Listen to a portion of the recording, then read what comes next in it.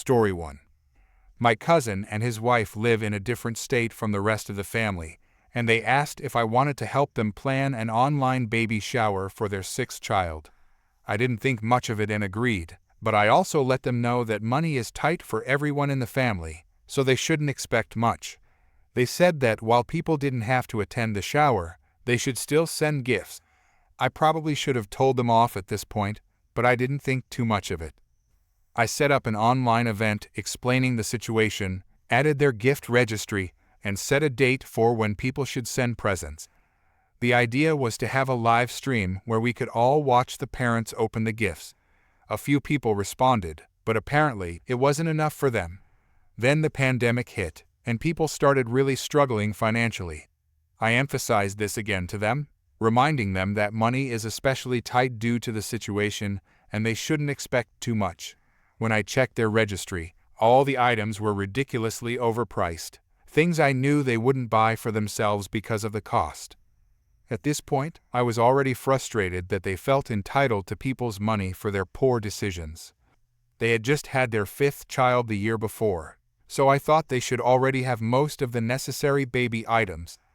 Then, I got a message from my cousin saying that people weren't being enthusiastic enough about the online shower, so they wanted to drive over 5 hours to a family member's house when the mom was full-term pregnant and coming from a highly affected area during the pandemic to throw a real baby shower.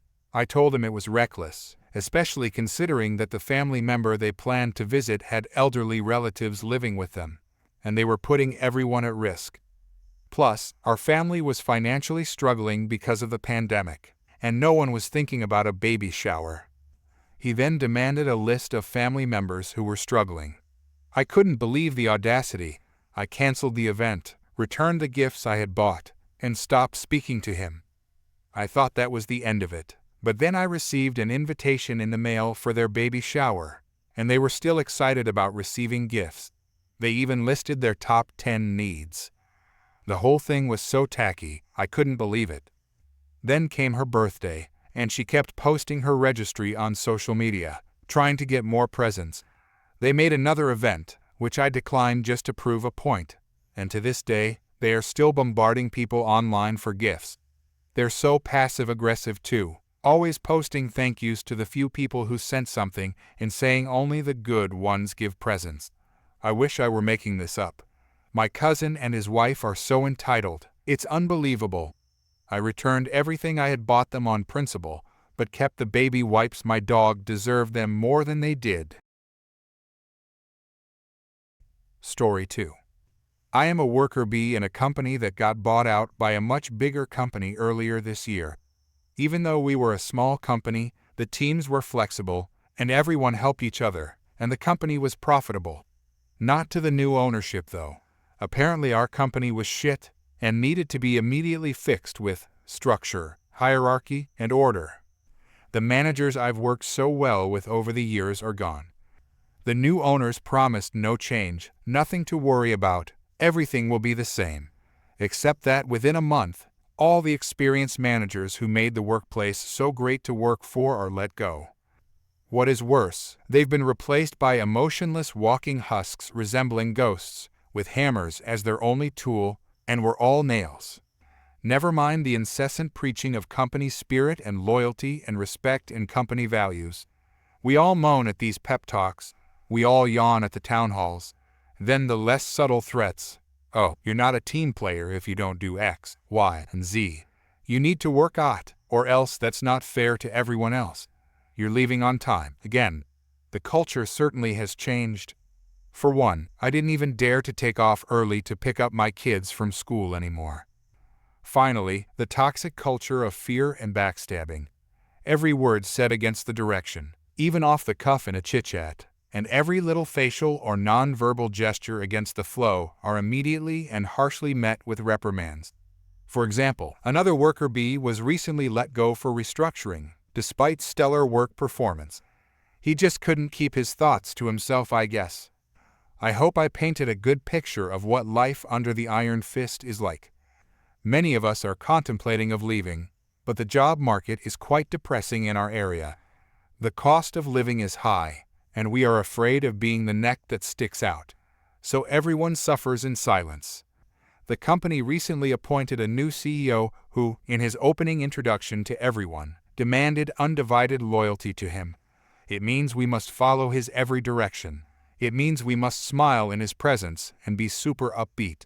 I think the expectation here is we must cry like North Korean women in the presence of the supreme leader Kim Jong-un. You want us absolute loyalty? I believe loyalty goes both ways. But we can show you loyalty. We all got the message. You want us to play Oscar-winning actors and actresses instead of actually getting work done and speaking our minds to make the company better? You got it. For those of us who read and trust each other, but we still need to be careful, we would have hours-long meetings with each other on topics that sound important, but don't actually matter. We make sure our days are jammed-packed full of discussions on how to move initiatives forward, but never actually discuss anything of substance and never have aggressive action items to follow up on. We absolutely never forget to praise the leadership in the meeting minutes. Off the books, though, there's lots of small talks for the sake of team building. Whenever we're questioned by these husks of a ghost, we'd pull out the corporate roadmap and point to the initiatives we've spent so many hours working on. We'd defend our time with the budget that recently got rolled out. Look, we're on side.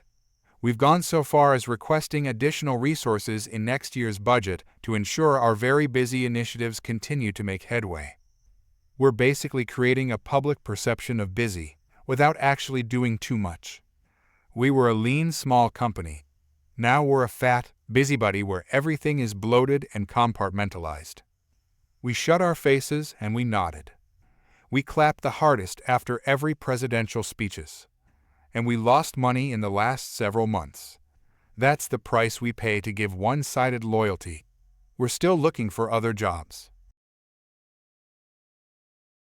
Story 3. I-22F live at home. We have a neighbor M who is renting out the rooms in his house to Karen. She has been living in the room now for about a year. She has 3 cars for no reason, 2 are Camrys and the other is a Sentra. Before she moved in, my sister and I would always park in front of our house. My dad made it a point that we were to only park in front of our house, because 1, he thinks it's rude to park in front of neighbors' houses, because it's front their property, and 2, we have security cameras that are only pointed at our property. So if something were to happen to our cars, it would be on camera. Now that Karen lives there, she parks 1 car in the driveway, another in the middle of the street in front of our neighbor's house, and the other Camry in front of our house. There's no room for another car anywhere. The street that can fit 4, maybe 5 cars now only has 2 cars on it.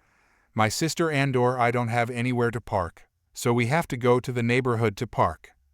A while ago, my dad put the trash cans in front of our house as usual, and when I was coming home from work, I got stuck behind the trash picker-upper guy, and he passed our house. I noticed that the trash can was up on the curb and Karen was parked where the trash cans were supposed to be. They're usually on the street, and once it emptied, Dad takes it to the house. The trash was full. Karen moved our trash cans to park in front of our house. I ran the trash can to another block to see if the trash guy would still take it. Another neighbor B saw me doing this and helped. B helped me bring them back and told my dad what happened. Dad went over to Karen's and told her never to touch the trash cans again and to stop parking in front of our house. He explained why cameras, my daughters can't park, etc.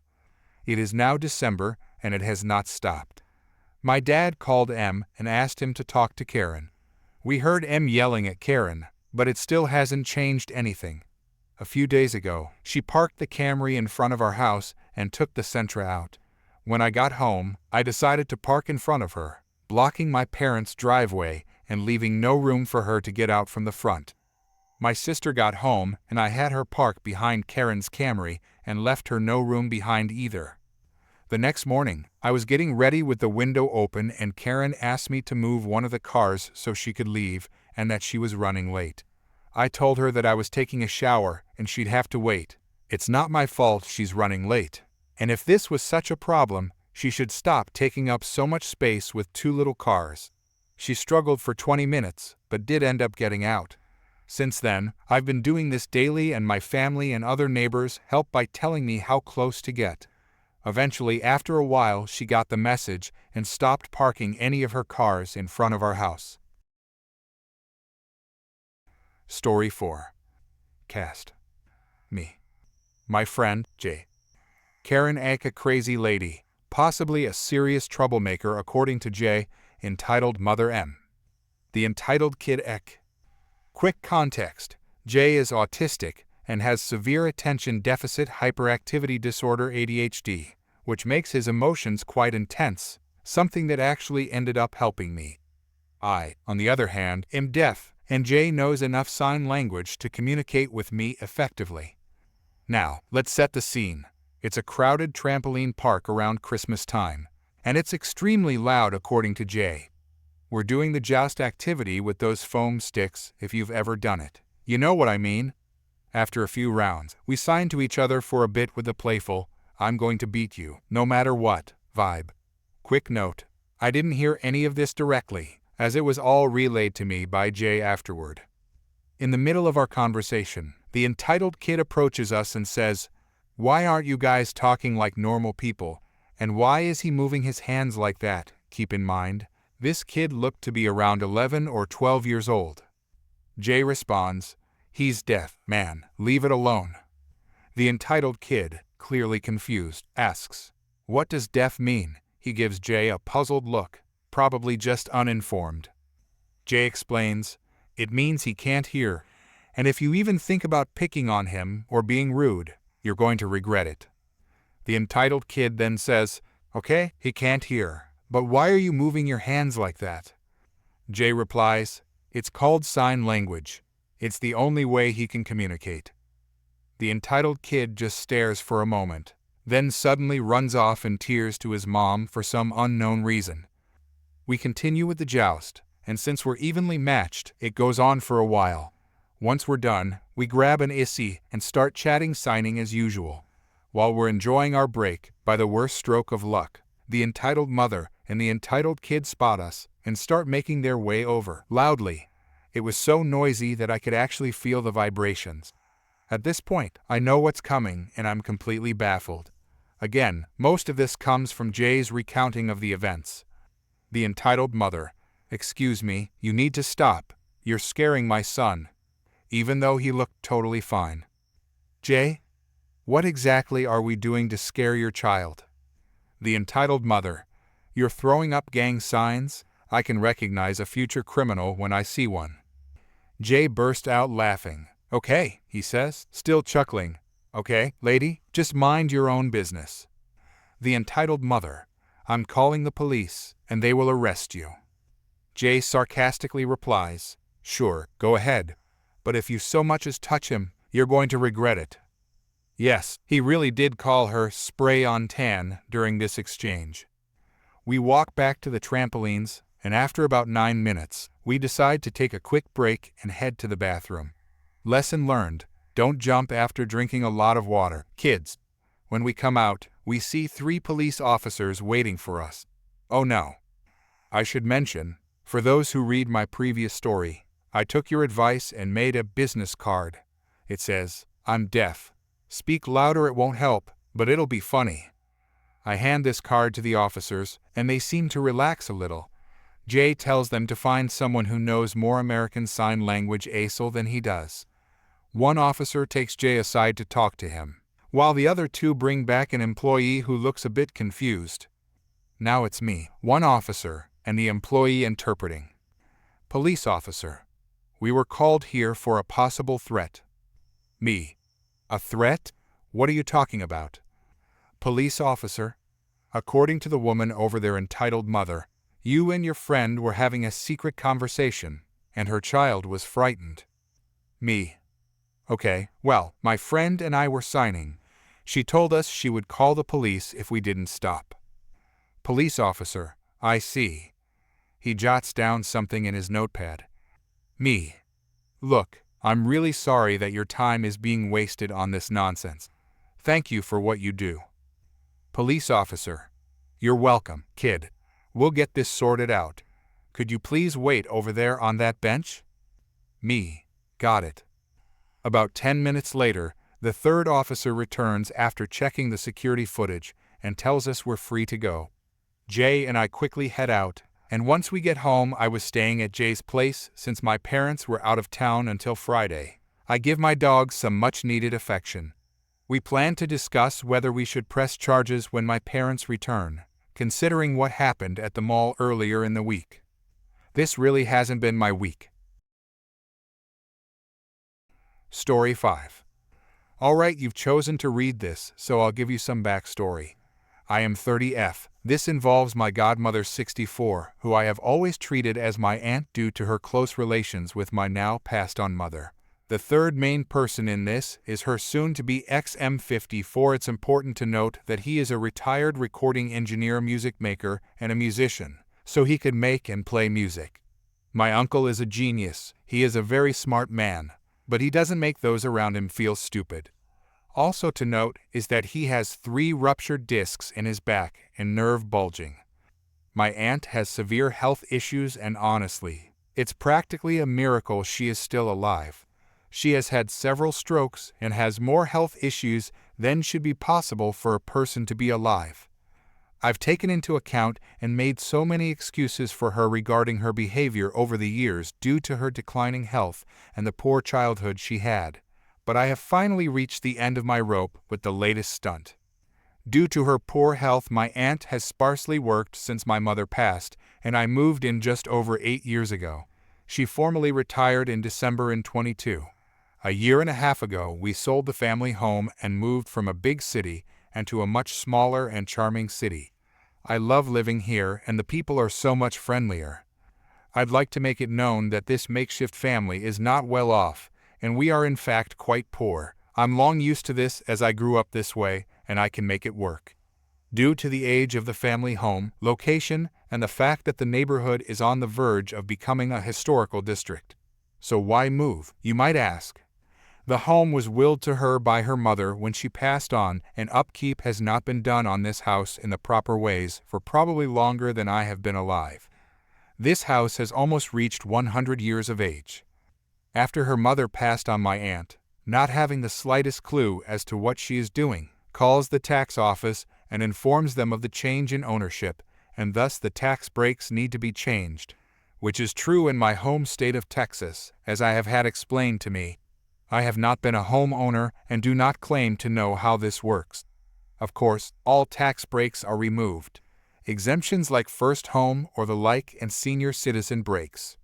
Thus begins the downward spiral. The tax office goes back 5 years and edits the taxes we have paid. Just like that, we are now over $40,000 in debt. Sadly, this isn't even the worst part. In fact, what follows makes this almost a mild disagreement. For the next 6 months or so begins a long drawn-out battle with the tax office. I still don't understand why they wouldn't go back more than 3 years when fixing our taxes, and now we are $40,000 in debt. It came to light during the proceedings that the tax office thought we had an additional structure on the property. Poorly taken satellite pictures also showed some kind of structure on the property. The structure hadn't been on the property for more than 10 years. What it was a large deck with stairs. It was constructed by my aunt's great-grandfather as a play area for his children, being made entirely of wood and not treating or sealed it decayed. I often played on the deck as a young child before it became too unsafe and was eventually knocked down. I have many fond memories of playing pirates and running around it with my brothers. So we take many pictures of the yard, the poor condition of the house, yada yada yada.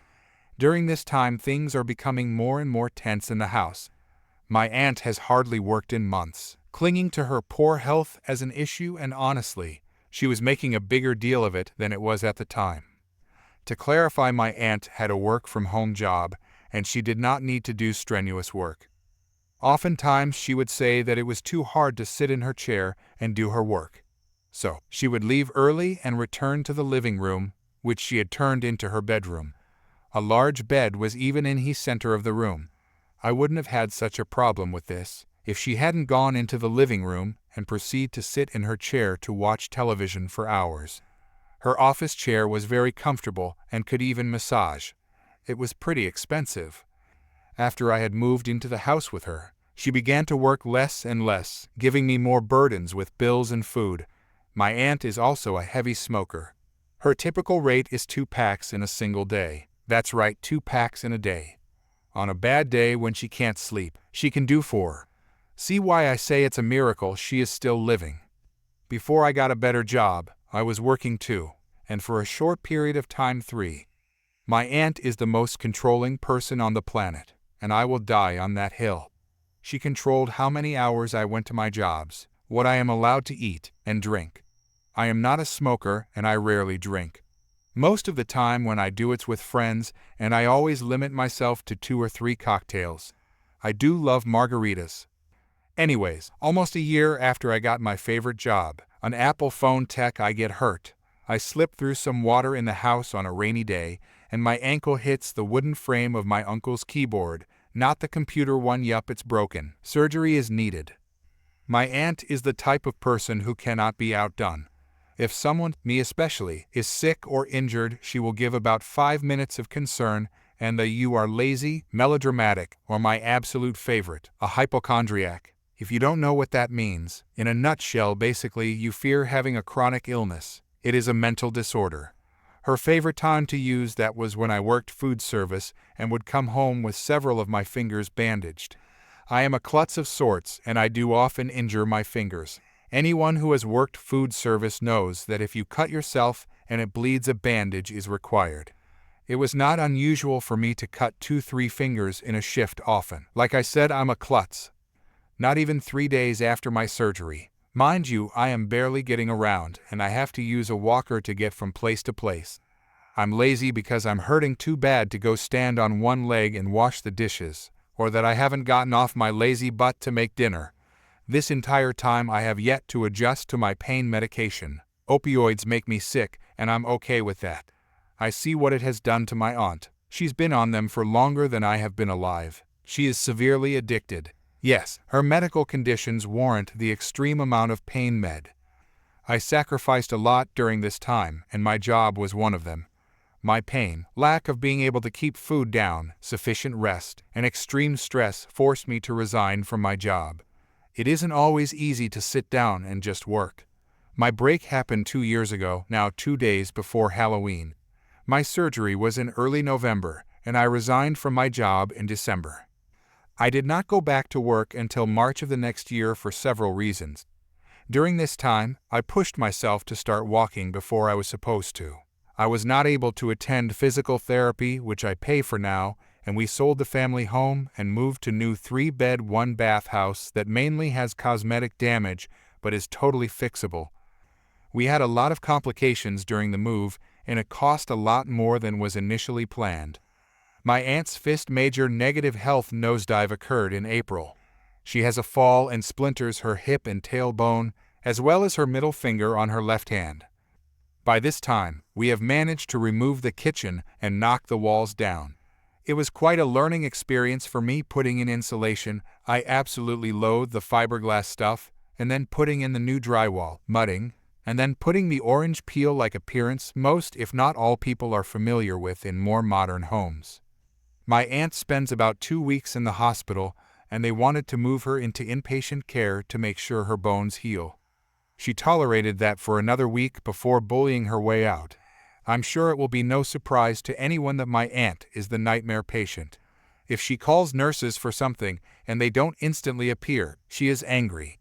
I honestly hated going to the hospital for, or with her because of her behavior. She has embarrassed me on more occasions than I care to count. She doesn't look the part at all. Medium-length graying hair, tattoos all over her body, and a very unique but very her sense of style. She loves hairy boots, and her go-to brand is Bare Paws, but that's not relevant. My aunt, without a doubt, the biggest Karen. She is that get me your manager person when things don't go her way. She has pulled that with my coworkers in restaurants and fast food places. So now my uncle and I are doing the round-the-clock care. In a very insufficient place she was receiving at the inpatient. Anyone who has a relative that needs to use a wheelchair understands how difficult it is to navigate one in cramped, or now wheelchair-friendly places.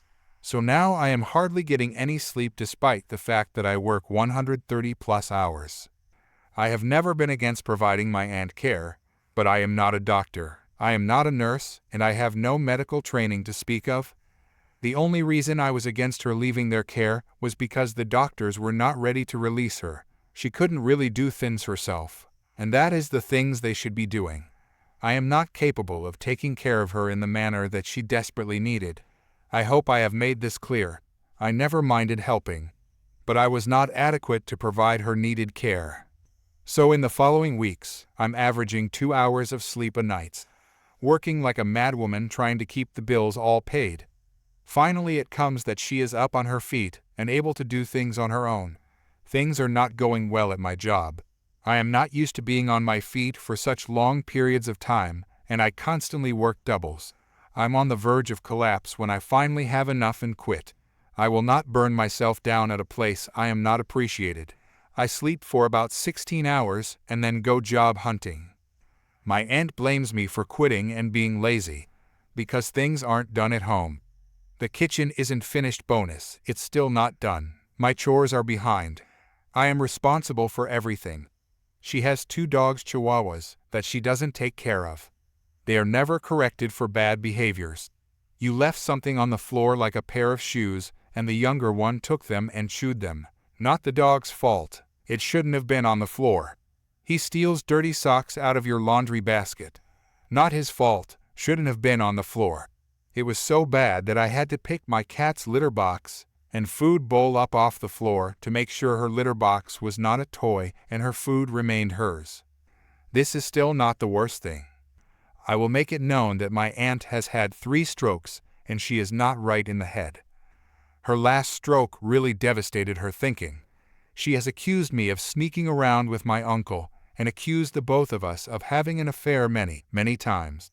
I have not, will not, and never will have an intimate relationship with him.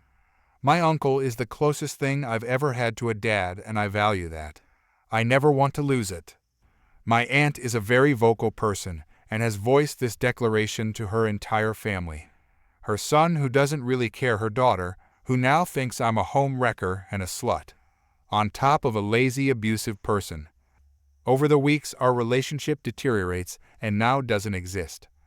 She has tried to evict me from the house, despite the fact that I'm the only one who works and paying all the bills, including supplying her ridiculous smoke needs. I am not allowed to eat food at home, and I am absolutely forbidden from getting food at work.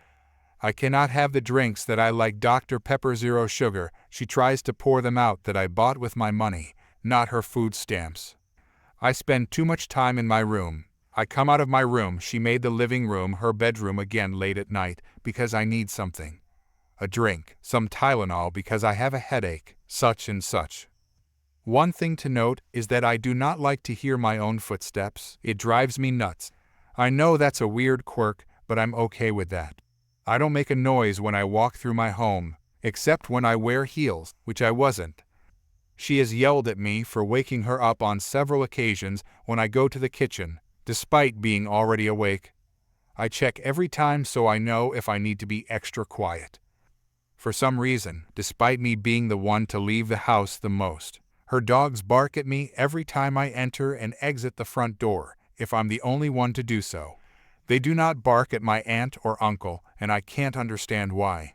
I have only legitimately woken her once, and that was because I had to go to the car to get my phone. It was late, but I hadn't even been home from work all that long. My aunt has escalated things to ridiculous heights. In early August, she moved out of the house and into her nephew's home. Thankfully, she took her dogs with her. I don't hate dogs in general, but I admit to hating hers. She has tried to sell the house out from under us by claiming that she is a single woman and that she bought this house with her inheritance money.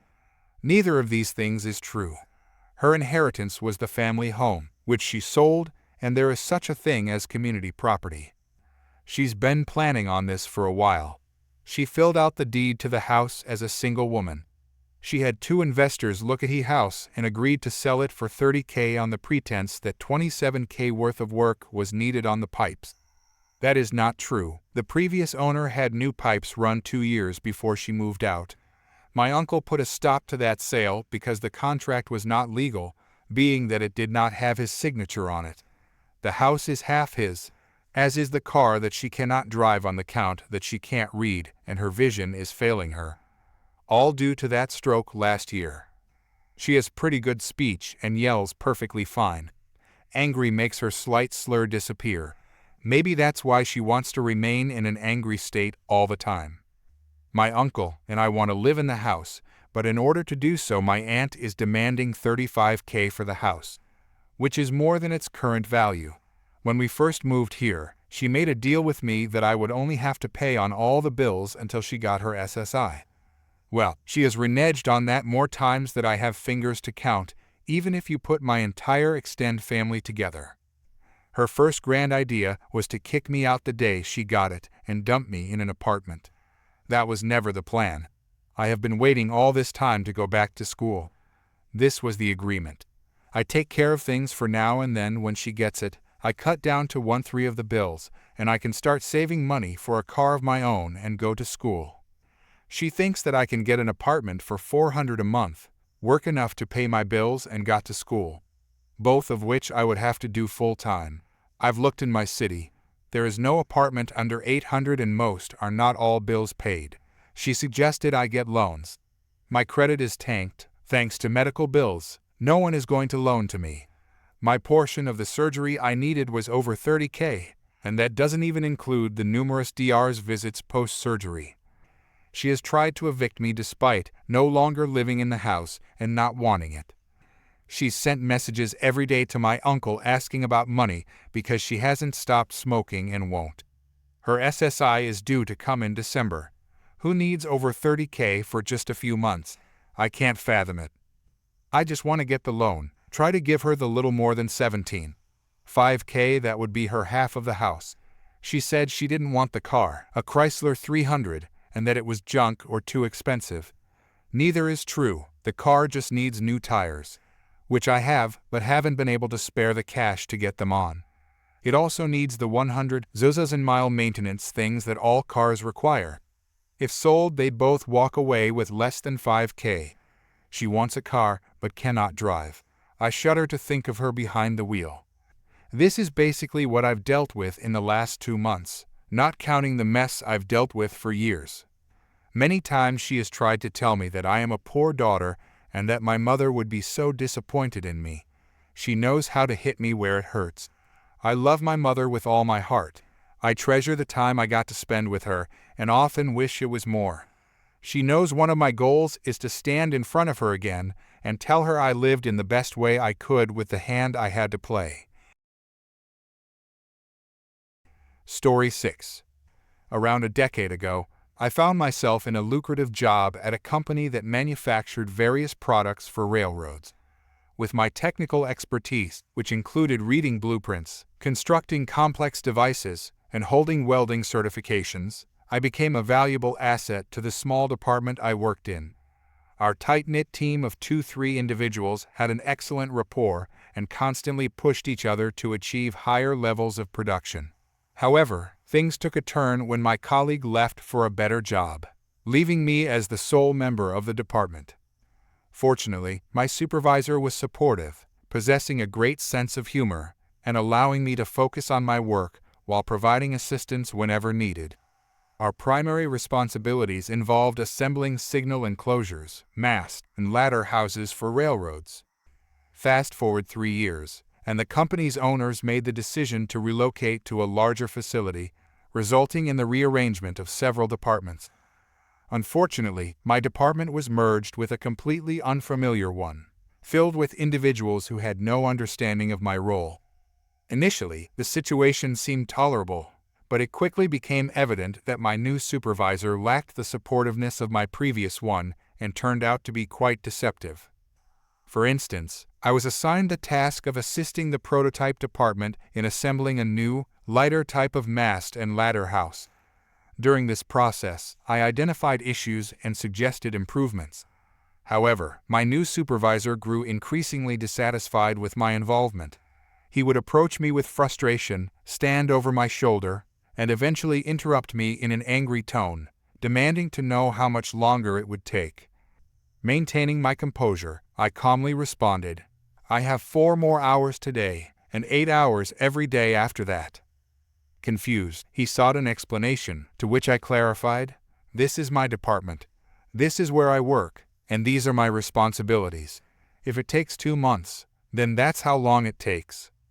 Eager to have the last word, he retorted, "You work where and when I tell you," before storming off. The following day, I was summoned to the office and coerced into signing a letter that officially declared my transfer to my new supervisor's department. However, this change didn't bother me much, as I observed from a distance in my new department the chaos unfolding in my old department. Stock, hardware, parts, and orders began piling up without anyone attending to them. Nobody else possessed the knowledge or skills required to handle the work I used to undertake. Within a couple of weeks, my old department was in disarray, with items haphazardly scattered and orders missing their deadlines, prompting higher-ups to seek answers. As anticipated, I was called into the office once again, and my new supervisor promptly blamed me, not allowing me to utter a word. Without any valid reason or paperwork, I was let go. However, the look of relief on my ex-supervisor's face was priceless. Little did he know what lay ahead. I left the office with a smile, knowing something they didn't. I was the only person who knew how to build the mast and ladder structures. Taking a well-deserved break at home for approximately 2 weeks, I anticipated their call. Deliberately ignoring their initial dozen attempts to reach me, I finally answered the phone, and they asked if I could return to rebuild the structures and train new hires for my old department. With confidence, I responded, "Sure, but it'll cost you $20,000. While this amount might seem excessive at first glance, considering the millions the company made from these products, they had no choice. It was either pay me the $20,000 or risk losing millions. The negotiations went back and forth, but eventually they conceded. In the end, I received $20,000 for just 2 days of work, leaving the company utterly helpless. The icing on the cake was when my ex-supervisor, who had caused significant trouble and cost the company $20,000, was ultimately fired for his incompetence.